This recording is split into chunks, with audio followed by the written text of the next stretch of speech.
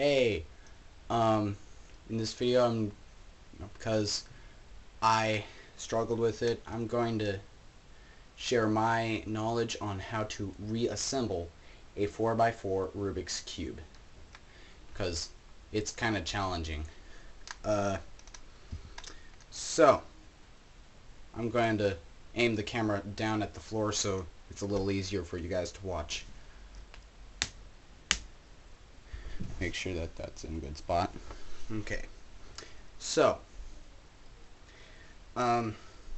what I did to disassemble it, in here there is a little screw.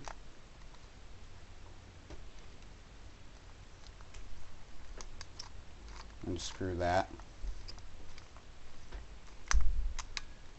You can see it's kind of starting to mess it up already.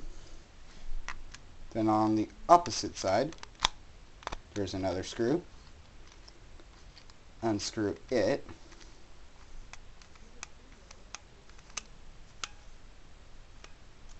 And then you should be able to just pop it apart. I'm going to try to find something flat so that way I can construct it on that. Over here. Random piece of wood. So yeah. What's that? There. So, I'm just gonna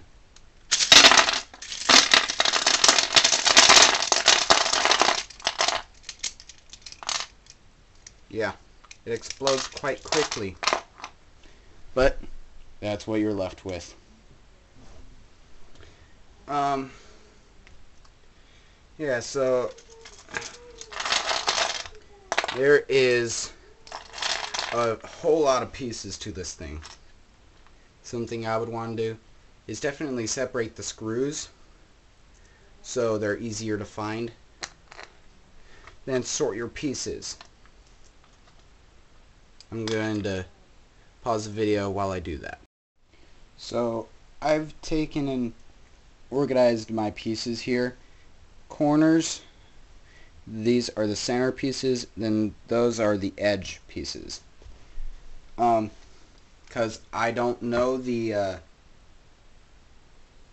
order, like the orientation of the colors, I'm going to be using my 3x3 Rubik's Cube to help show me where the colors go, because this has no identification whatsoever of where the colors go. So, I'm going to start with the green base, and I will work my way up. And I'm going to do this in time lapse, so it's a little faster, so it doesn't take up a lot of time on this video.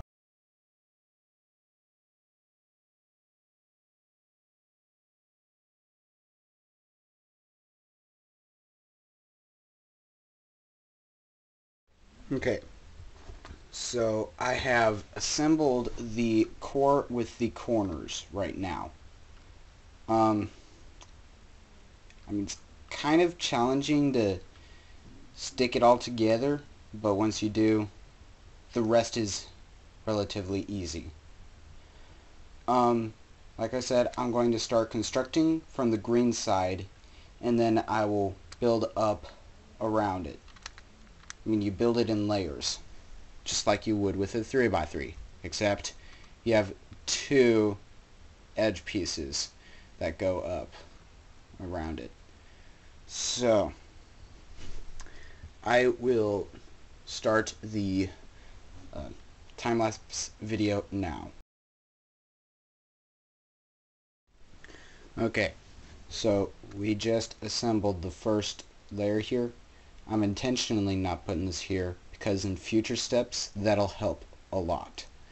So I mean, what I did here to put those on is on this, see that little lip here?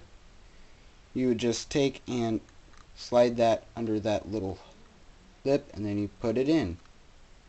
Quite simple. but you want to make sure that you're putting it on the right side, like that.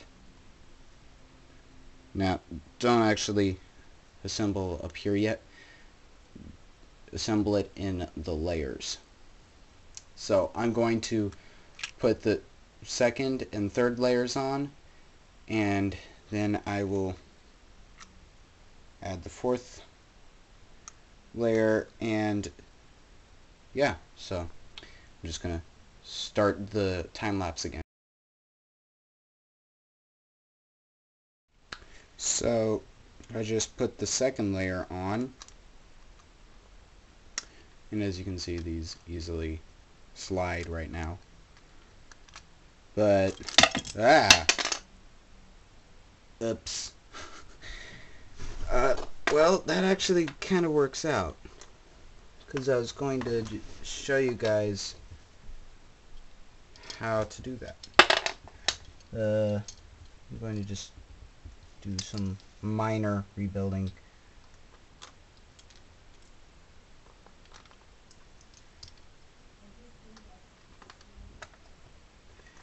So, that is not needed. Well, as you can see here, I have a edge piece and a centered piece. Now, center pieces, they slide on with that piece going under this little lip right here, like that. Then with the edge piece, same thing as before, slide it in there, and ta-da.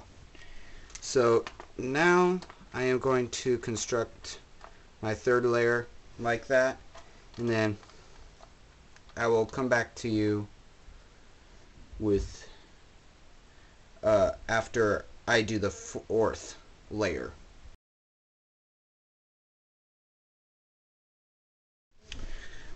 Okay, so now we have that constructed, and what's remaining is that and that. Now I'm going to go ahead and do the blue side. What you want to do is move this down to where those are touching, so that way you can easily slide in your blue tiles.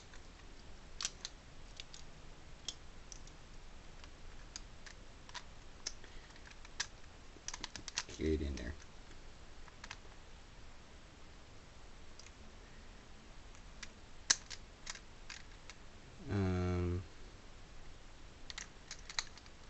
Just a moment. Come on, get in there. Pesky. There. Then you want to move this piece back up. And for the hardest part, the last square.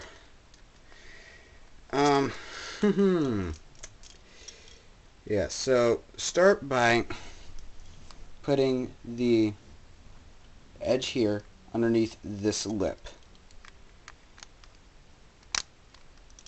Do that with three others. And if I could get it in. Man, it's kind of tight. There's hair. Space it out a bit with that. Grab one, push it in. Okay. Then put this one in. And then last one is a pain in the butt to stick in there.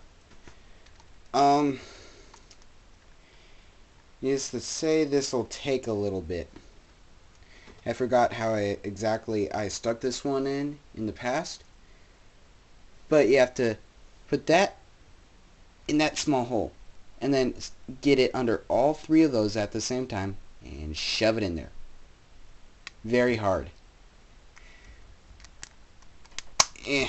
What it loves to do is only go under two. And if it does that, just pops out.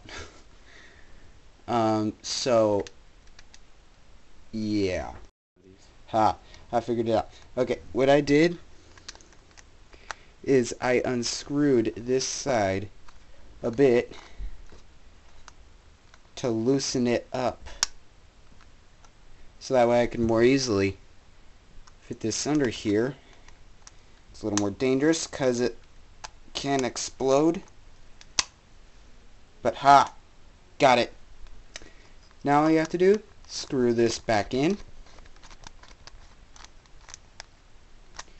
and ta-da! It's reconstructed. It spins just like normal in all places. I'm not really going to mix it up because still trying to learn how to solve this thing. But yeah, that is how to deconstruct and reconstruct the 4x4 Rubik's Cube. Hope you found this video useful. Like my video. Leave comments down in the comments section for videos that you'd want me to do in the future. And hit that little subscribe button down there. So, as always, thanks for watching, and I will see you guys in the next video. Bye.